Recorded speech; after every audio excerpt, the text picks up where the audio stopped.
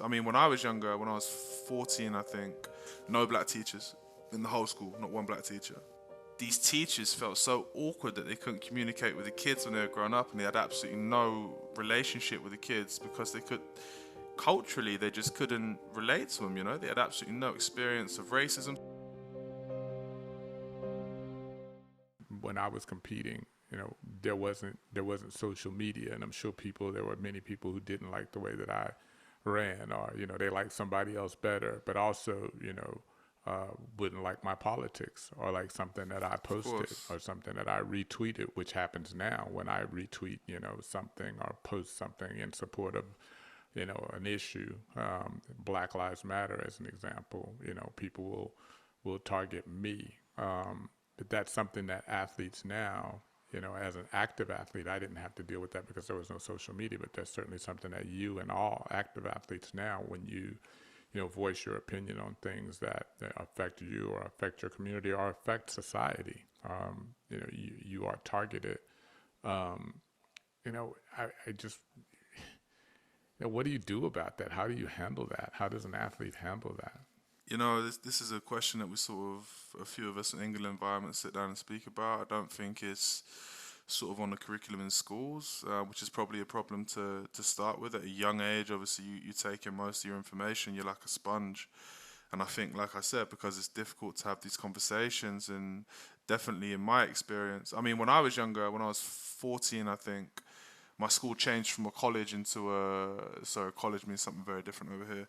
It was a city technology college. It was the only one in Bristol at the time. Brilliant school. Sort of everyone was under this between the ages of 11 and 16. No black teachers in the whole school, not one black teacher.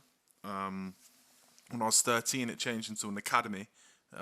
In sports, started to become more prolific in the school.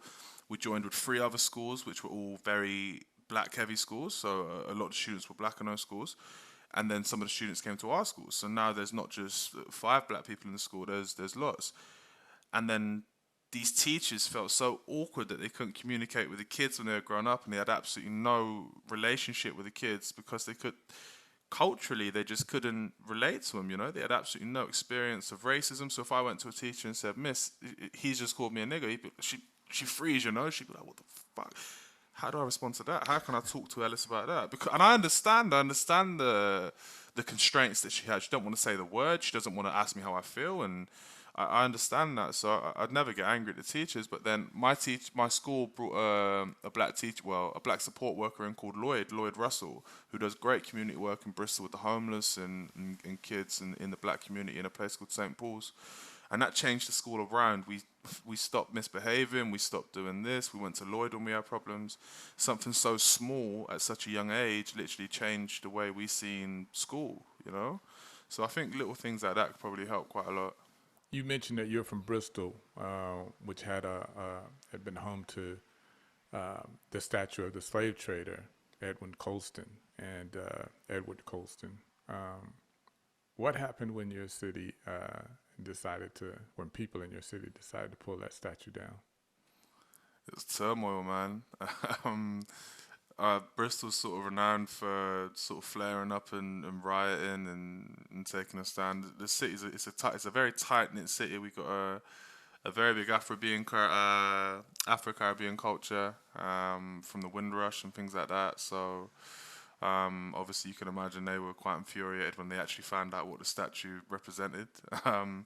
Which in my eyes at the time was ridiculous. That there was a slave trader, big statue of a slave trader, in the middle of a city that's so diverse and obviously homed thousands of people from the Windrush.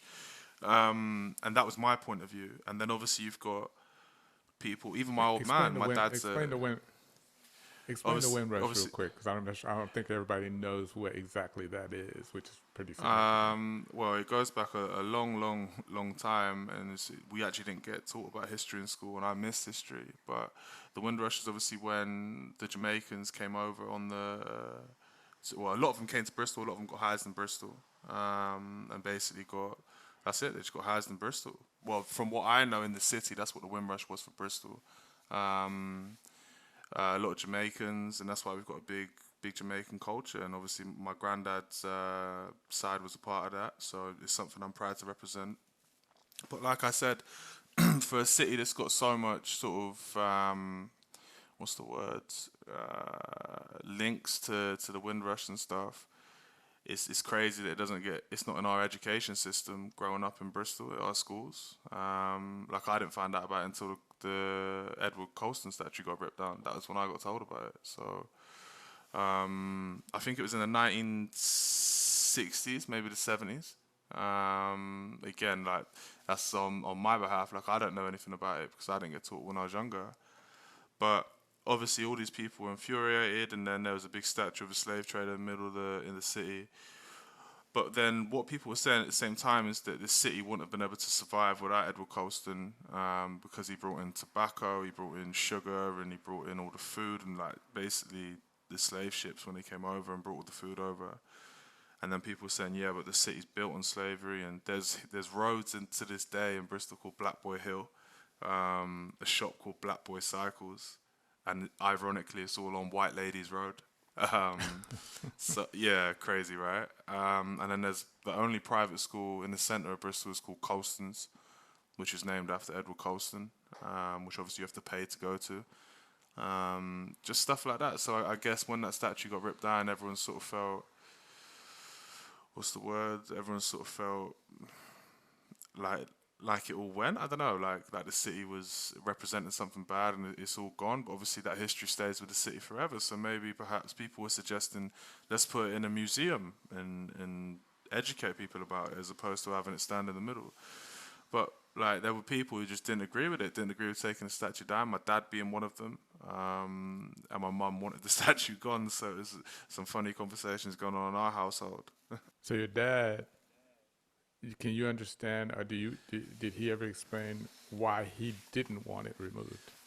Yeah, because like I said, he said, look, this guy built our city. We should be, not that he didn't say proud, but he was like, this guy made Bristol what it is today, and all my family are from Bristol, every single one of them. So he's obviously very proud of a proud Bristolian. But again, it failed to see the other side of the coin. And my mum probably in the same breath failed to see his point of view. So yeah, it caused a lot of ruckus.